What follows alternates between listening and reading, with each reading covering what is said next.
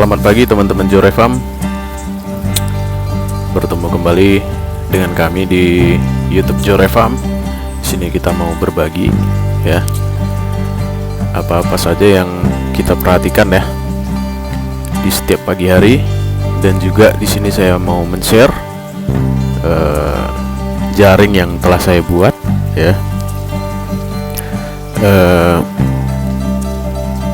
untuk mencegah terjadinya hal-hal yang merugikan pada perikanan kita. Nah teman-teman, setiap pagi saya pasti akan mencek filter ya, filter ini ya teman-teman. Nah di filter ini pasti akan saya cek ya setiap pagi.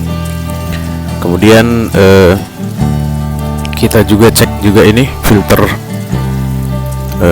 mekanis yang kedua ya. Nah ini teman-teman ya, ini sebenarnya masih jernih ya, sedikit ya, masih jernih sedikit, masih nampak ke dasar.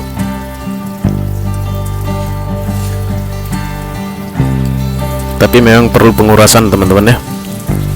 Kemudian ini jarang saya cek, filter biologis jarang saya cek. Kemudian ini juga jarang saya cek ya, samtank juga jarang dicek. Mungkin termasuk ke langsung ke kolam ya. Di kolam yang perlu kita perhatikan adalah kita cek dulu ada ikan mati atau enggak. Di kolam ada ikan mati atau enggak gitu teman-teman ya, seperti ini ya. Kita cek di sini ya, paling susah ngeceknya di sini ya, cek ini ada yang mati atau enggak. Oke, setelah kita cek ada ikan mati atau enggak, kita cek semua gitu satu-satu sampai sana, mati atau enggak. Oke, enggak ada mati. Yang kedua, kita cek apa? Aerasi kolam teman-teman. Nah aerasi kolam kita cek gimana, ada enggak aerator yang tidak berfungsi. Karena kita kan bekerja teman-teman ini, kalau kita bekerja aeratornya tidak berfungsi atau aeratornya terlalu dalam, contohnya gini, nah kita naikkan dikit gitu teman-teman ya. Nah gini, setelah aerator kita cek lagi SLO ada nggak yang jatuh, karena ini nggak kita lem, ini ada nggak yang jatuh gitu ke dalam ya. Karena proses ikan ini kan udah besar, udah ada yang besar ada yang kecil ya. Dia ada nggak di sini ini jatuh karena tertendang atau apa? Oke, nggak ada teman-teman ya. Nah yang selanjutnya apa? Aerasi kolam kita sesuaikan teman-teman, karena pompa kita nggak terlalu besar, kita sesuaikan. Kan kecil nih teman-teman, nah itu di sana lumayan besar, jadi yang besar ini kita kurangin dikit, kita kurangin dikit, jadinya sini makin besar nanti gitu.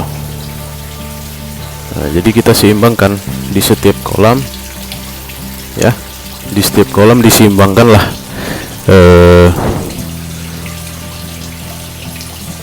apa namanya, suplai air ya. Jadi saran saya buat teman-teman, cari pompa yang lebih besar ya. Jadi ini karena saya masih eksperimen saja ya, dan menurut saya masih bagus ya, lumayan hasilnya. Nanti di kemudian hari kita upgrade lagi gitu ya. Jadi terus diperhatikan juga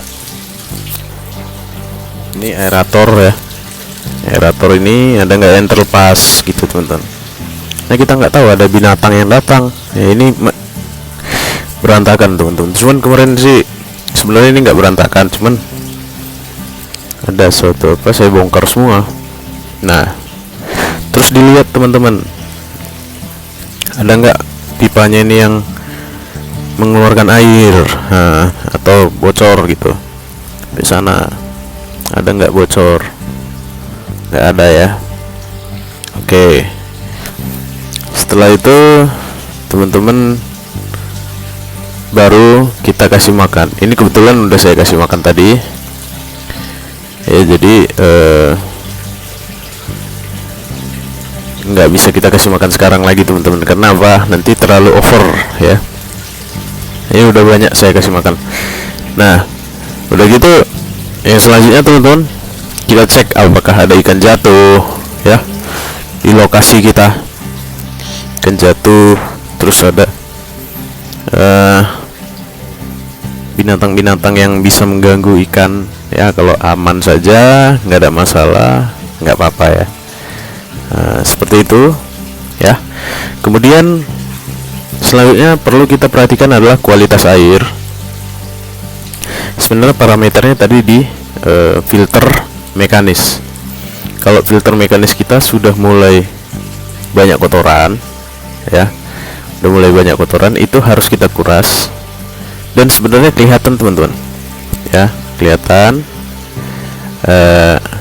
di ini kita ya, air kita ini pasti kelihatan akan semakin coklat lagi gitu ya. Tapi ini sebenarnya air ini baik, air ini baik. Kenapa? Karena dilihat dari lahapnya tadi ikan makan ya. Kita coba apakah ikan saya masih mau makan ya. Kalau kita lihat lahapnya ikan makan tadi, ikan ini masih baik. Kita coba dulu ya. Coba kita kasih lagi. Tadi udah banyak sekali saya kasih makan. Kita coba. Masih ya, masih responnya masih bagus ya. Respon ikan juga masih bagus ya. Ikan masih makannya masih kuat. Jadi menurut saya ini masih bagus ya. Coba tadi soalnya udah dikasih nih. Masih bagus ya, soalnya tadi udah dikasih, jadi nggak terlalu ini kali. Saya masih bagus. Ini dikasih indikatornya, ini ikan masih lincah ya. Gitu. Jadi ya kita sebagai peternak juga harus peduli lah ya. Kalau kita lihat filternya udah kotor, jangan dipaksain gitu loh. Itu kan saringan ya. Jadi ibarat mobil itu saringan udaranya harus disemprot gitu loh. Kalau enggak ya tenaganya kurang, banyak makan minyak kan gitu mobilnya. Jadi teman-teman, sebenarnya simple aja bagi teman-teman yang pekerja, PNS, pegawai gitu ya. Ini bisa diterapkan kok di rumah. Oh iya, saya lupa tadi, karena genset saya di rumah. Pagi-pagi teman-teman usahakan genset teman-teman itu dipanasin ya. Kalau kita pekerja dan orang nggak ada di rumah, kalau bisa sebisa mungkin ya, teman-teman pakai genset yang ada ininya, otomatisnya gitu loh. Jadi kalau misalnya mati lampu, otomatis aerator hidup gitu. Jadi teman-teman nggak khawatir ya. Kalau ada orang di rumah, nggak mesti pakai genset otomatis. Jadi bisa di telepon keluarga di rumah, tolong hidupin genset kalau mati lampu gitu.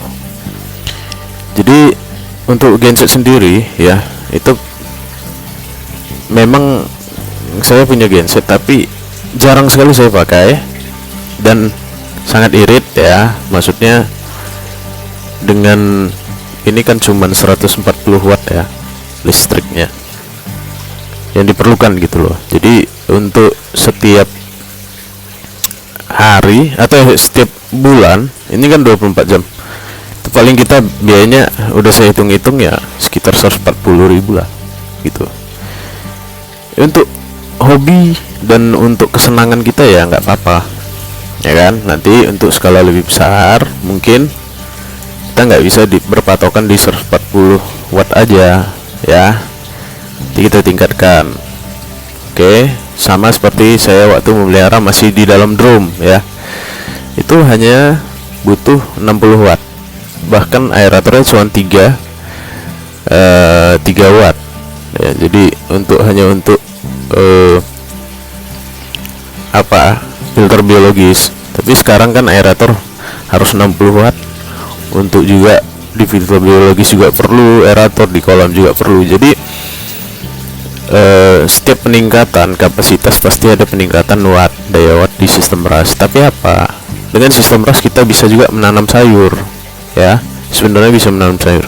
Nah dari sayur itu aja ya, terus terang teman-teman, per hari ini saya beli sayur itu 7.000 satu ikat. Jika dikali 30 udah 210.000. Kalau saya nanam sayur tiap hari panen, untuk listrik kolam saya udah cukup, lebih ya, lebih malah bisa beli pakan ikan lagi. Jadi teman-teman jangan mikir, jangan berpikir bahwa kolam ikan ras ini boros. Enggak, kalau kita nggak tahu cara pemanfaatannya itu boros, tapi kalau tahu nggak boros gitu ya. Jadi ini hal yang menarik yang akan kita bahas lagi nanti ya, karena sesuatu hal itu menarik jika kita tahu penggunaannya sebenarnya kemana gitu. Tapi kalau nggak tahu penggunaannya kemana, nggak menarik ya, sama sekali nggak menarik sistem ras ini. Tapi sistem ras ini luas ya, nggak hanya cuma di ikannya aja. Oke teman-teman, mudah-mudahan ini bisa bermanfaat buat teman-teman. Akhir kata saya ucapkan terima kasih, sampai jumpa di video berikutnya. Terima kasih teman-teman.